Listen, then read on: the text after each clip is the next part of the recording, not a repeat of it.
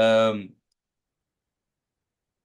Welcome everyone. We have the most respected journalist, boxing journalist around, the great Gareth Davies. How you doing? You all right?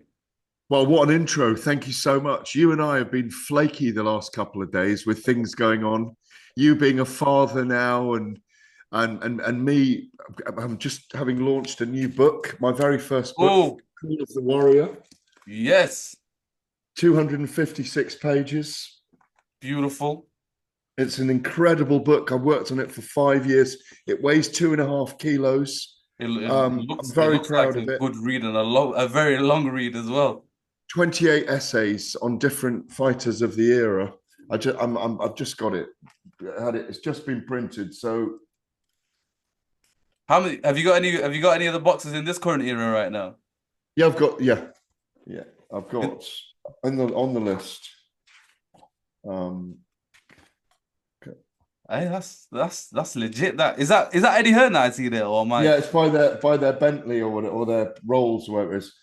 also your Alvarez, Aram, Bivol, Buffer, Calzaghe, Crawford, Davison, De La Hoya, Fury, Garcia, Golovkin, Haney, Barry and Eddie Hearn, Joshua, Khan, KSI, Lomachenko, Lopez, Jake Paul, Chapo and Eddie Reynoso, Billy Joe Saunders, Amanda Serrano, Hamza Shiraz, Shaka Stevenson, Josh Taylor, Katie Taylor, Alexander Usyk, and Frank Warren. wow. So there's Quest. photos with all of those people, but different photos. Devin Haney getting his hair cut, Amir Yeah, Khan doing a photo shoot in a hotel room, me on tour with Tyson Fury for his one. There's 4 photographers yeah. involved in it. Oh, it looks real good. I'll tell you that. No, no, no. I'm so proud of it, honestly. You Sonia deserve it. Jasinski, Chris Floyd, Louis Kassam, and Carlo Chianti. Um, it's taken 5 years. It's I'll do Hail that. Mary Publishing. Um, when you put this out, I'll probably tag the Please the. do, because I want that. I like that. I want to read it, to be fair, and it'll be a good read for me, to be fair. And I've got some it weighs boxes it of it. weighs quite. Well, when you carry 2 boxes of 5 in each box, it weighs 20 kilos literally. Yeah, So it's like damn. really heavy. But Yeah, it's, yeah, damn. Boxing Edition Volume 1. There's going to be a Volume 2 and Volume 3, hopefully. When is it out again? Literally came out yesterday. Came out yesterday. So Well, you're where the can we buy first it? person I've talked to about it on an interview. Yeah. Hey, that's good. That. Thank you very much for the exclusive out here. 5 years in the making. 5 years in the making. Started just before COVID. Yeah. And there's, as I say, there's 28 essays of different lengths. Some of them my interviews with people, some of them are my thoughts on people.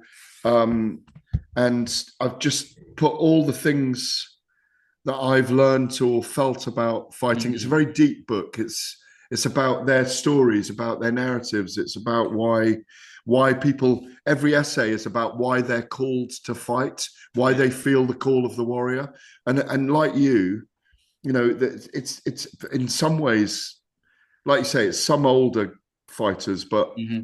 it's mainly those of this era. Um, and it's that feeling of why we're so passionate about fight sports, because we all feel the calling to be involved in fight sports. It's not a normal thing. No. It's an unusual thing. So that's what the book celebrates. So it's my 34th year involved in boxing. A long So time. I think I read it's that a today. long Three decades, time. Yeah, three and it's decades in nice to boxing. distill all the feelings and thoughts I have about boxing and different neuro tribes and what people go through and why why some fighters are crazy, why some are suicidal, why some all sorts of things and mental health and it's all there. In It's the all 30 there. years of your boxing, in the boxing you've been involved in, what is the best era that you've been involved in? I always say now No. because you can't the past was the past, the future will be the future, but now is where we're in. And I think if I what the reason I say now is I want to be present in it. I Mm. want to be present in my thoughts about it, present in how we're doing it. Like this is the era of these kind of interviews. There's so many Lots. broadcast A lot. interviews. We're all doing TV now almost. YouTube's like TV. people will stop you and say, "Oh, I watch all your interviews with." Da, da, da, da. I wrote a big story this week with George Foreman. I managed to get hold of George Foreman on I heard about that. I listened to it on Talk Sport, to be fair, with you and Addy. I remember you saying, yeah, on Tuesday night. I managed to get hold of him, and so amazing to think 50 years, and I managed to get hold of George, and he was so lucid, and he fought Muhammad Ali in the Rumble in the Jungle 50 years ago. You know, you have is it Sudan? I'm from Somalia, me. Somalia. Somalia, Yeah. Somalia. You know So, what I mean. You're British. You're yeah, yeah. British, but you and I talk about Africa anyway, haven't we? Well, a And lot, yeah. um, I've got to tell the story. By the, I've got to tell the story. The first time we properly met, you gave me a lift out of a crazy night in Newcastle Yes, I did. where people were saying, "Oh, look, it's Ozzy Osbourne," and "Oh, I'm sure that's Paul McCartney You were in getting this harassed crazy that night. pub." That's what I was happening. They were all drunk, and you had a car, and I couldn't get a taxi. And you drove me back to whatever it was, the Travel Lodge or whatever I was staying, and Yeah, we were yeah. doing a Talk Sport event. And you had ABBA on in the car as well. I don't know what I was doing with Aberon, I'll tell you that for a fact. I'm not gonna lie to you. It's not on my It was playlist, mate. bizarre, but we had an amazing chat We about did. life. When you asked me about in those years, what's the best era? Um, I do like now as well because we can think about fantasy fights, and if you're thinking about them, the promoters are, and His Excellency Turki Al Sheikh is. Yes, sir. So you know that they might happen, whether it's a Nick Ball against Noya Nui, whether it's getting Wilder back to face Anthony Joshua, because I think that fight should happen. A lot of people don't, or Mhm. whether it's Martin Bakole against Anthony Joshua in the Congo or in Nigeria as a modern rumble in the jungle. I think it needs to Um, happen.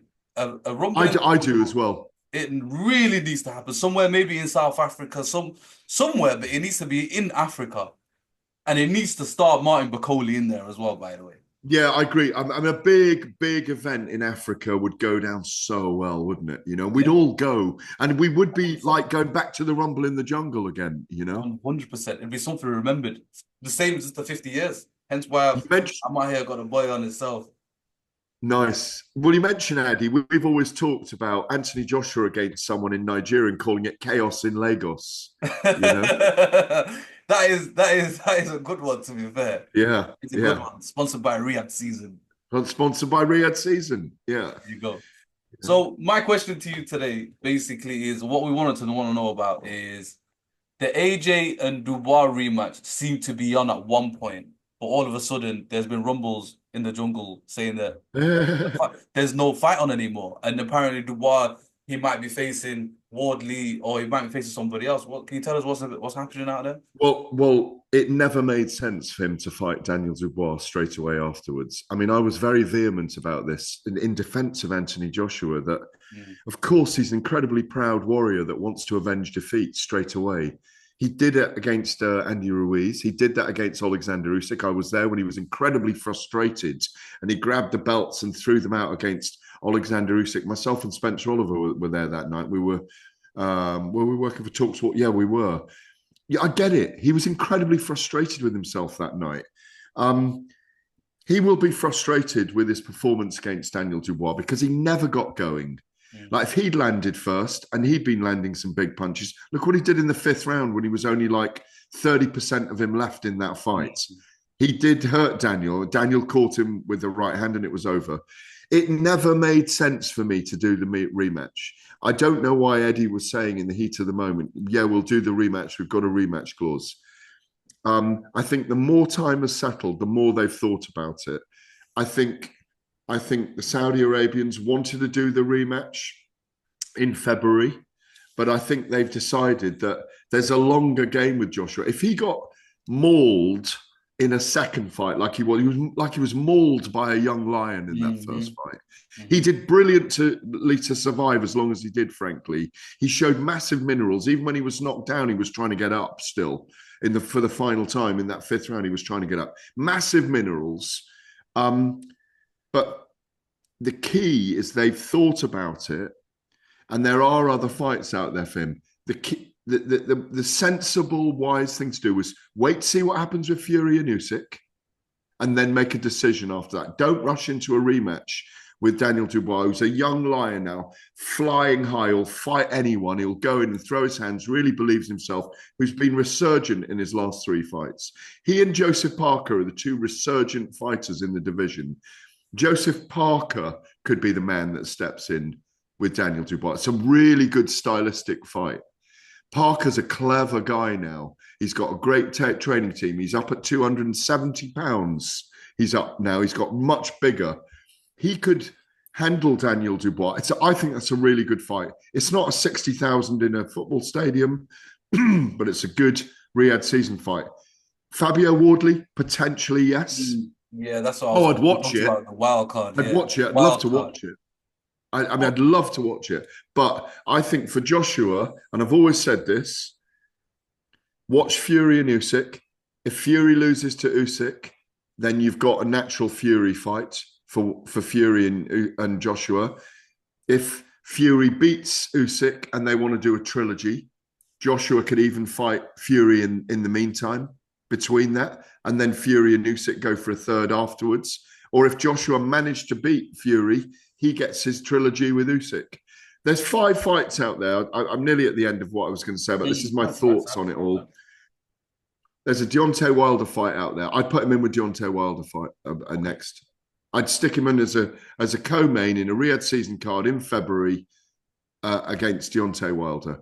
There's a Dillian White fight out there. There's 2 Fury fights. There's a Dubois rematch and a Usyk rematch. There's another 150 million there for Joshua to earn.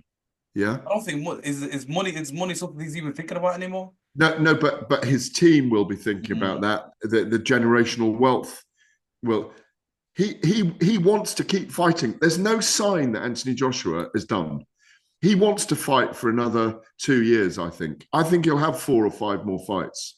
Let's say if I ask you to put on your manager hat. Let's say if I asked you to be the head of 258 management. What are you advising your fighter, Anthony Joshua, to do? Deontay Wilder next. Deontay Wilder next.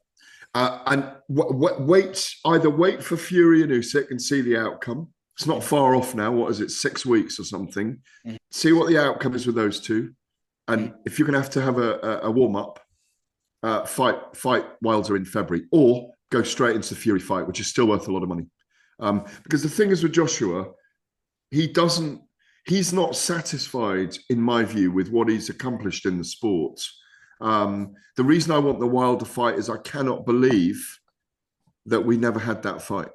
I cannot believe we cannot see Anthony Joshua not have a Wilder fight and a Fury fight in this era. It's past that time now for Wilder and AJ. Like, they're both not what they used to be, but people would still watch it. They wanted Moses Itauma to fight Wilder, from what I heard, and I thought, I like it. Great fight. I was having an argument over there about this, saying, "Oh no, it's not good for him." I said, "Why not? The old guard's about to leave, and the new guard's about to shoot up. It makes sense."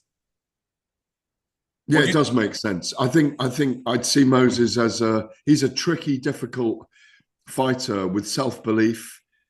Incredibly young, of course. Mm-hmm. And I'd make him the favourite in that fight. I'd make him the favourite. If they do make it, great. But I think the key, as you say, the key is in boxing, let's have the best fighting the best in their prime, if at all possible. That's always the key. The question I ask you, by the way, Gareth, is who needs who more, though? Does Dalton need to fight Azim more, or does Azim need to fight Dalton more? Or are they both in the same level of fights? Or do we wait till later on? Sorry, I know that's a few questions I've asked you, but yeah. When you pose it like that, I think Adam Azim has had more prominence because he's been a mainstay of that stable. Dalton Smith is not one of the major stars of Hearn's stable. I still make Dalton Smith a marginal favourite at the moment in that fight. It's an amazing fight to see. But is it the kind of George Groves, James DeGale matchup early in a career, you don't think so, not there yet. I don't think it's more of a domestic kind of scrap that we love to watch the majority of the time. So I, maybe we let them marinate for another year. In my view, I don't see any issue with that because they're still going to be in their prime, the pair of them, for 2 or 3 more years. I'd who love has it to be a unification. who has the high ceiling though between them two? It's a tough one. I'd say maybe Adam Azim Mm. because of the following, because of the Asian following, because of the thought train of Amir Khan. If Adam can take a real dig in the trenches, he's going to go a very, very long way. I think Dalton can. I think we see that with Dalton. Like one is like a man with two fast rapier swords, and the other man is a guy with two axes, and you know which is which. You Mm. know, Dalton's thud, strong, physical, and Adam is Counter puncher. He's just waiting for it. yeah. And there's it's a great fight, but the trouble is don't waste the great fights that can be yet, because that 10 stone division, Devin Haney, Ryan Garcia, Jack Catterall, Mm. Josh Taylor's still around, Liam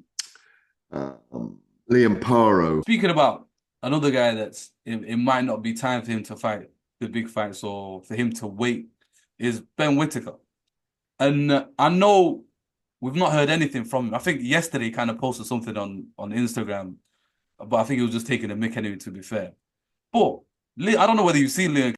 Well, I mean, I don't know. And my Sherlock Holmes investigative qualities are not great this morning, but I think he's had an injury. He's biding his time. He's got to fight a rematch with Liam Cameron. He's got no choice. Yeah, he's got no choice. So when you know as well as I do that he's got to right the wrongs of a poor performance in Riyadh where it wasn't going his way. Mm. If he's on top form, instead of being dragged into a dogfight by Cameron, he's got to go out there and actually produce a brilliant boxing performance, which I think he will do the second time. But of course, Liam's hounding him because it's a big payday for him second time. He's now signed with Frank Warren. It's a shame that Whittaker isn't with Eddie Hearn, because he could do that 5v5 again, unless there's a 5v5 between Frank Warren and Ben Shalom, which would be quite heated at the moment. But for me, look, it didn't go. It was a very bad night for. It was a poor night for Ben Whittaker. It was a very bizarre ending to the fight. The ropes were too loose because Yeah. I saw the referee complaining about it. I was ringside, right by the referee, complaining to the officials just after that fight that I told you to tighten up the ropes. They needed to be tightened up. They're too loose, and they were tightened up after that, believe it or not. But look, the thing is with Ben, because of his style, because of the things he does, because of his dance, people will always find critique about him. It's that era. We're in a generation, we're in an era now where people critique everything, you Mm. know, and and you're also damned if you do and you're damned if you don't. So he's an entertaining character. He is going to turn people off and turn people on. He's got to come back and it might not be immediate, but he's got to face Cameron within the next 8 months. He's at that stage. Do you remember how there's certain fighters who people want to watch them get knocked out? Like for instance, Floyd Mayweather had that same thing where we're tuning in to see you get battered. Yeah, And then they but it realize, never oh, happened. it never happened. But does that happen? It happens with Ben. I know that for a fact because there's a lot of people online who don't like Ben, who don't like Mm. what he does, and they call him arrogant. But no, it's boxing, it's showbiz. He's bringing people, he's putting bums on seats. And does it affect him a bit now that people have kind of saw him being put on? And does it affect him a little bit in terms of No, I think it makes people. popularity? He didn't. It was a draw, wasn't it? He didn't lose, Mm. but they'll be tuning into the rematch to see if the same can happen again. And I reckon it'll bring the best out in him. Do you think it'll be on the Riyadh season card though? It wouldn't need to be. You could get a big crowd in the UK for that if they wanted to do it as a main event somewhere. But it will all come down to the business of whether Shalom is putting him on one of the Let me Riyadh. ask. Um, Nassim was very similar, but what he did deliver was power at the end of it. And Mm. that's what Ben hasn't done so far. He hasn't delivered powerful knockouts in the last year or so that we need to see. I forget the name of the lad from Liverpool that took him the distance. Oh, You know who I mean. yeah, I know exactly what you mean. Where he was, Um, Ben Whittaker was hounding his coach on the corner while he was fighting him at that point, wasn't it? yeah, It was that yeah. fight. Leon Willings. Leon Willings. And obviously Ben um, Ben beat Leon Willings on points over 8 rounds. It was a 10-round decision against Arayenka. Obviously, he'd called him out at Selhurst Park. That And was now that was a fight that just it had like a massive build up to it, and then it just ended up just being just one of them it ones. didn't deliver. Didn't No, deliver, did it? didn't deliver. So, but it's but look, the point is he's got a big following. The following doesn't have to love you. The following can all hate you as well. And what you do is you slowly win them over by your performances. And people swing. As John Jones used to say to me, John Jones of UFC fame. Name I dropping. once interviewed him years ago, 10 years ago, and I've known him since he was 19. I've been on stage with him when he was 19, interviewing him in an expo in London at Olympia or Earl's Court, before John was world champion. That you apply the 10-80-10 rule. 10% always love you no matter what. 10% always hate you no matter what. And the 80 in the middle just swing on a pendulum depending on what's going on. And that's a good way of looking at it. That's how Ben Whittaker needs to look at it, in my view. He'll win them over. There'll always be 10% that hate him and love him. And it might be more for him. It might be 20% that love him and 20% that hate him. And if my maths is right, the 60 in the middle just are on a swingometer. Another thing is I know Chris Eubank Jr. and Conor Ben. Well, you were at the fight, wasn't it, when they went into the ring together and they had Neymar stood in between them, squaring them off. But what's happened to that? Apparently he's in talks with Canelo. That's been ruled out by Canelo's people. I didn't see that as a viable option. We're waiting for resolution on Conor Ben's case with UK anti-doping and the Boxing Board of Control. And then once that is out, if he gets a retrospective ban, I think we'll find that Eubank Ben is on. When are they gonna actually tell us about the ban? Because it's always, next week we'll find out, or the week after again we'll find out. And what's Well, happening? I understand that they are actually genuinely waiting for a decision from the Boxing Board of Control and UKAD. It was supposed to be last week and then the week before, and I'm hearing that the whole time. I've been in touch with them this week, and they said it's imminent. I hope for his sake he gets a 2-year, not a 4-year ban, because he's been through a lot in 2 years. And I would like to see that. I would personally like to see the Ben Eubank fight, even though Eubank is a much bigger guy, because I think Ben's going to go in there and just throw everything at him for 5 rounds, 6 rounds. And I think it'll be entertaining. I was watching. I don't know whether you watched the documentary. I think it's called The Four Kings. Oh, it's brilliant. Brilliant. Absolutely amazing. I didn't It know. was.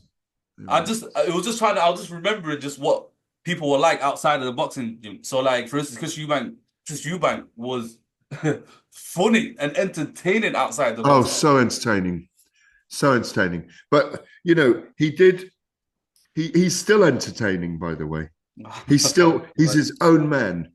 It's a bit like, and then the ignition, the fire of those two guys. And when you think those two fights, Bruno and Lewis, Ben and Eubank were only a week apart. Like 93 was an amazing time. It was absolutely amazing. And you talk about other eras. That wasn't. I was just really getting into the sport at the time. Okay. As a York Hall, covering the local boxers in Islington, just starting with the Telegraph in that year. So it was the Telegraph newspaper, still with the Telegraph newspaper. So watching that Loyal. was incredible. But also, I think one of the things to be aware of from that was the damage that boxing does to a man as well, or a woman, that they go through a lot with their mental health as well. I mean, look what I mean, and luckily I've interviewed all of them for a long period of time. Frank Bruno, Nigel Benn being up, Frank Bruno's problems that he's great some days and not others, but he's a great human being. Um, Chris Eubank spliffing, talking about being sectioned and that they had just come to help him. That's all it was. I loved the way he disseminated that. Nigel Benn being very emotional, looking back. Lennox Lewis, the great lion that he is, all his faculties intact because he never really got beaten up. No one ever beat him up. But the two fights that they depicted in the Four Kings were just extraordinary as well. People were different. The world was different. It's only 30 years ago, but the world was so different. You know, why was Bruno so loved though by the public? The public loved him. Like he came back from the fight. Right. In my view, when my daughters, who I mentioned to you earlier, in their 30s now, here's one example of it. He was playing Cinderella in the Panto, yeah, in Southend or Westcliff. Do you know he got me 4 tickets for myself, my wife, my daughters, and he met us at the stage door, and they've never forgotten it. And they were like 8 and 10 at the time or something, or maybe a little bit older, but they never forgot it. And he'd go, ho, ho, ho, ho. And he was about to go and get made up as Cinderella. He was what Frank was. He was able to make fun of himself, didn't mind, very self-effacing, very a beautiful human being.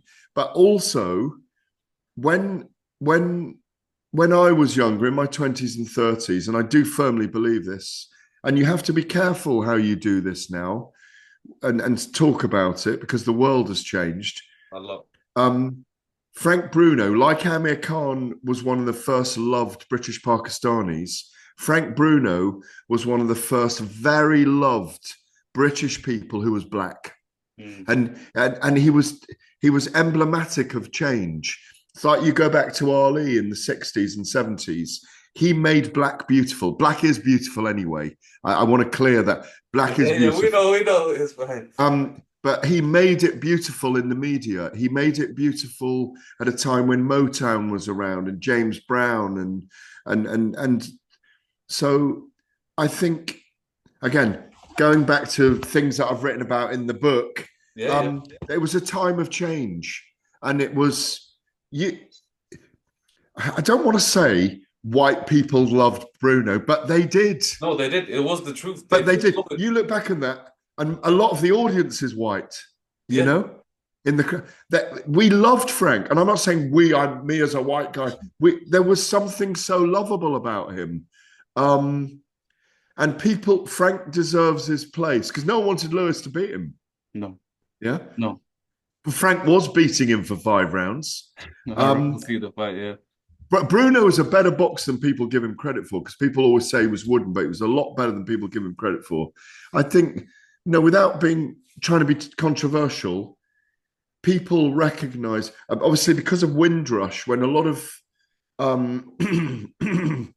people came from the Caribbean in the 50s and the 60s to women to be nurses and men to work on the trains, the buses. There were jobs available, and their children became doctors and accountants, and it's how our society, it's how our world is.